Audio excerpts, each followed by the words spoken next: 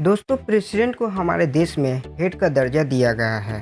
President हमारे country के first citizen कहलाते हैं और देश की यूनिटी और इंटीग्रिटी यानी एकता और अखंडता का सिंबल होते हैं। तो हेलो गाइस, आप देख रहे हैं स्टडी नॉलेज और आज की इस वीडियो में हम बात करते हैं प्रेसिडेंट के कंपोजिशन, पावर एंड फंक्शन के बारे में। इंडिया में या इंडिया के बाहर कोई भी डिसीजन लिया जाता है, जैसे कोई कानून बनानी हो या कोई बड़ी पोस्ट में अपॉइंटमेंट करना हो या इंटरनेशनल पॉलिसीज़ हो, ये सभी चीज़ें प्रेसिडेंट के मंजूरी और प्रेसिडेंट के नाम पर किया जाता है। इंडिया के प्रेसिडेंट और यूएस के प्रेसिडेंट दोनों के नाम सेम होने के बावजूद भी दोनों के पावर में डिफरेंट है। जब भी हम पावर की बात करते हैं तो यूएस के प्रेसिडेंट और इंडिया के प्राइम मिनिस्टर के साथ कंपेयर करते हैं, क्योंकि इंडिया के प्रेसिडेंट का पोस्ट नाम मात्र का हेड होता है। मोस्टली प्रेसिडेंट वही करते हैं जो काउंसिल ऑफ मिनिस्टर एडवाइस करते हैं। इंडिया में प्रेसिडेंट का post article 52 of Indian constitution provide करता है। प्रेसिडेंट का इलेक्शन जनरल इलेक्शन की तरह नहीं होता है। इलेक्शन इसकी दूसरी वीडियो में हम समझेंगे। प्रेसिडेंट का कैंडिडेट बनने के लिए कुछ रिक्वायरमेंट होती है। पहला रिक्वायरमेंट है कि वह व्यक्ति सिटीजन ऑफ इंडिया होना चाहिए। सेकेंड, कि पार्लियामेंट के दोनों सदन में से किसी एक सदन का मेंबर होना चाहिए। थर्ड रिक्वायरमेंट कि उस मेंबर का मिनिमम एज 35 ईयर से ऊपर होना चाहिए। प्रेसिडेंट का टेन्यूर 5 सालों के लिए होता है। तो दोस्तों, ये था प्रेसिडेंट का कंपोजिशन। अब हम बात करते हैं पावर के बारे में।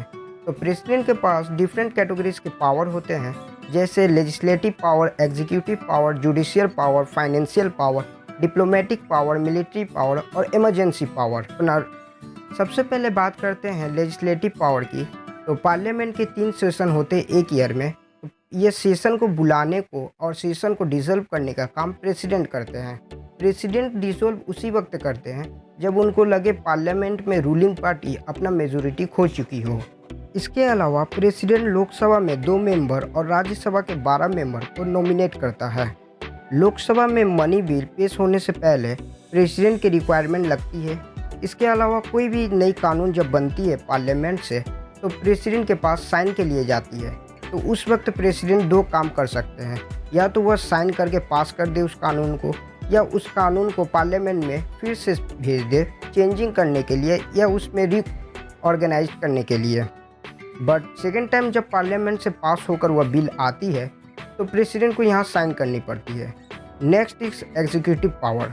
प्रेसिडेंट सरकार के नॉमिनल हेड होते हैं। प्रेसिडेंट जनरल इलेक्शन के बाद प्राइम मिनिस्टर को अपॉइंट करते हैं।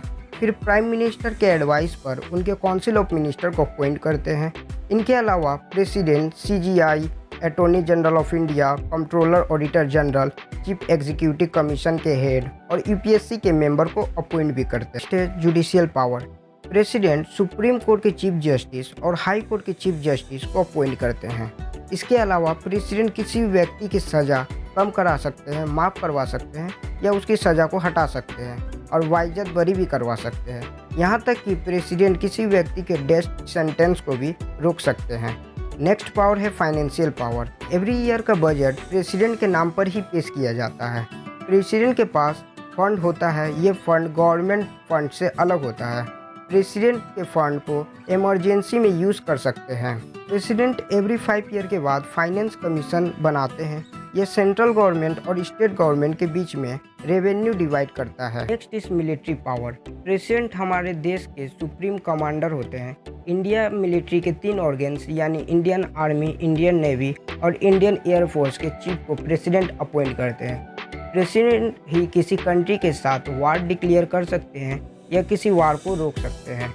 सभी के लिए प्रेसिडेंट को बाद में पार्लियामेंट में अप्रूवल लेना पड़ता है। सभी पावर के बावजूद भी प्रेसिडेंट के पास एक स्पेशल पावर होता है जिसे इमरजेंसी पावर कहते हैं। इमरजेंसी पावर 3 कैटेगरीज के होते हैं। पहला नेशनल इमरजेंसी, दूसरा प्रेसिडेंशियल रूल और तीसरा फाइनेंशियल इमरजेंसी।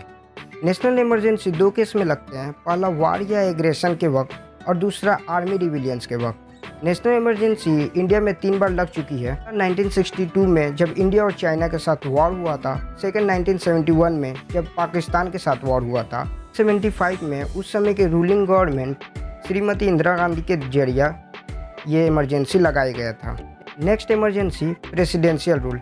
जब स्टेट गवर्नर को लगे स्टेट में लेजिस्लेटिव फेल हो गया हो तो यह डिसॉल्व कर देता है गवर्नर और उस वक्त वह स्टेट में प्रेसिडेंशियल रूल लागू कर देता है। फाइनेंशियल इमरजेंसी तब लगता है जब इंडिया में फाइनेंशियल क्राइसिस आता है तब। अभी तक इंडिया में एक बार भी फाइनेंशियल इमरजेंसी नहीं लगी है, बट प्रेसिडेंट को इमरजेंसी रूल लागू करने से पहले 2 महीना के अंदर में पार्लियामेंट से अप्रूवल लेना पड़ता है, नहीं तो वो इमरजेंसी नल एंड वॉइड हो जाता है। इसके बाद आपको माइंड में यह क्वेश्चन आता होगा, प्रेसिडेंट सभी पावर का यूज़ पार्लियामेंट के अप्रूवल के बाद ही लेते हैं, तो ज़रूरत क्या है ऐसी पोस्ट को? तो इसका आंसर सिंपल है कि प्रेसिडेंट एक नॉन पॉलिटिकल पर्सन होते हैं और उनका कही गई बात या डिसीजन अगर गलत लगे तो वो पब्लिकली कह सकते हैं। और प्रेसिडेंट की पोस्ट एक हाई होता है जिसके वजह से यह ज़्यादा इफ़ेक्टिव होता है लोगों के बीच। का रिजल्ट आने वाले नेक्स्ट इलेक्शन में इफेक्ट देखी जा सकती है। आई होप आपको प्रेसिडेंट के कंपोजिशन, पावर एंड फंक्शन समझ आया होगा। मिलते हैं नेक्स्ट वीडियो में।